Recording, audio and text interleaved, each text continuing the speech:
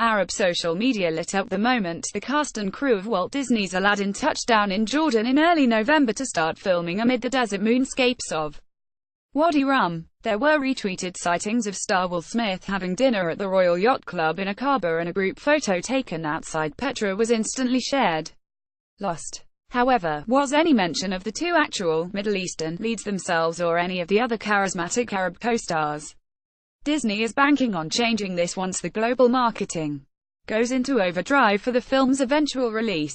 So too is the entire Arab film community. Arab professionals want to see a new generation of internationally recognized stars from the region being sought out for roles that stretch beyond the villain-victim stereotype.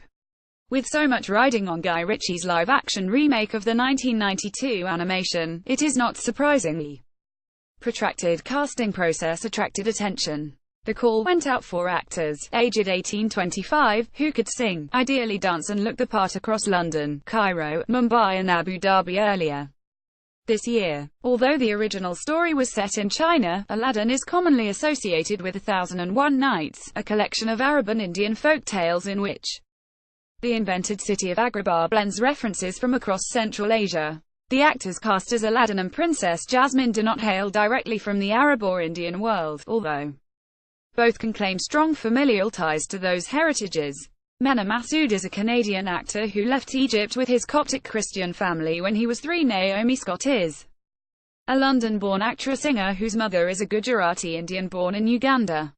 The supporting cast includes Iranian-American actor Naveed Negahban, Marwan Kenzari, a Dutch actor born to Tunisian immigrants Newman Acai, a Turkey-born German actor, and Nasim Pedrad, a Tehran-born comedian who left her birth country for California when she was 2 and became the first Iranian to join the troupe at Saturday Night Live. Welcome to the multi-ethnic, globe-spanning, cross-cultural reality of contemporary Middle Eastern performers. Confronting stereotypes, writer-director Partho Sengupta is now shooting Slam, an Australia-France co-production, in Sydney. He is a Mumbai-born filmmaker who lives and works in Sydney, and the film is about what happens to an Australian Palestinian family living in the city's peaceful western suburbs when the daughter goes missing amid speculation she has joined ISIS. It features 3 Arab actors in prominent roles. Adam Bakri, the New York-based Palestinian who achieved international recognition in the Oscar-nominated Omar Darina Al-Jumdi, the Lebanon-born French stage actress whose resume includes, like so many of her acting peers, a named role in Homeland, and Abby Aziz, an Arab-Australian who has also worked in Los Angeles. Initially, as we were developing Slam at a lower budget level as an Australian-only finance film, we were focused on local Arab descent actors, recalls Sengupta. The Australian film industry is, however, a small one, and there was only a small pool of Arab actors in our required age range.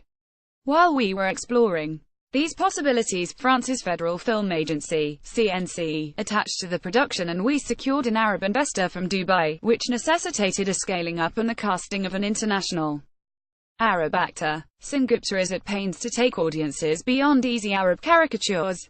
Arab actors in particular suffer from being typecast, often as terrorists, says Sengupta. This stereotyping is in fact integral to the plot of Slam. I wanted to portray an Arab character as multi-layered and complex.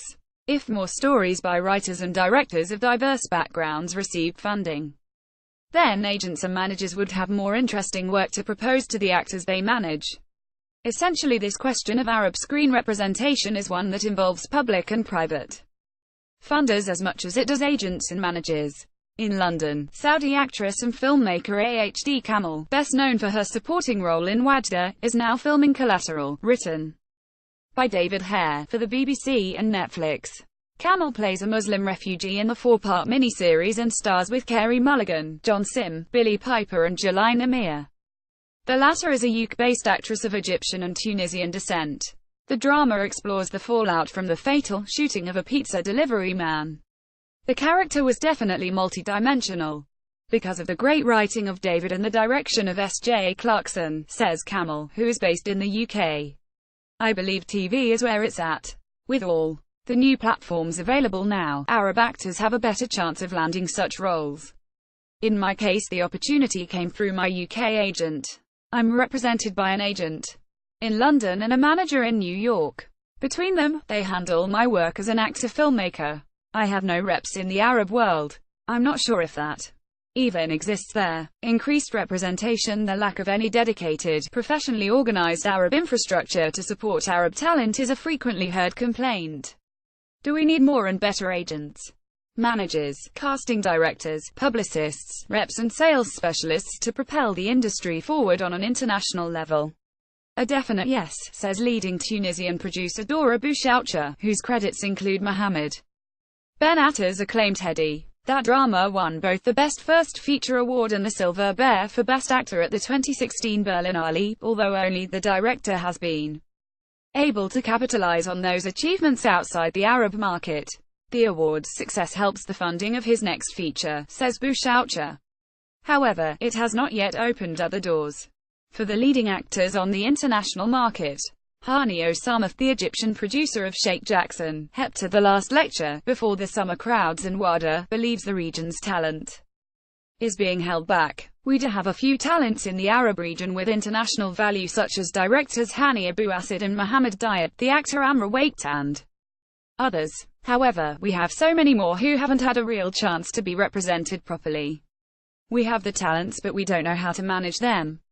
It is not surprising actors such as Bakri and Kamal have established themselves outside the Arab world. Their new citizenship is helping them to have a greater presence in European and international films since they satisfy the requirements of the funding points system and the spending conditions of the different funds, especially in Europe and Canada, observes Rula Nasser, the prominent Jordanian producer whose credits include The Curve and Transit Cities.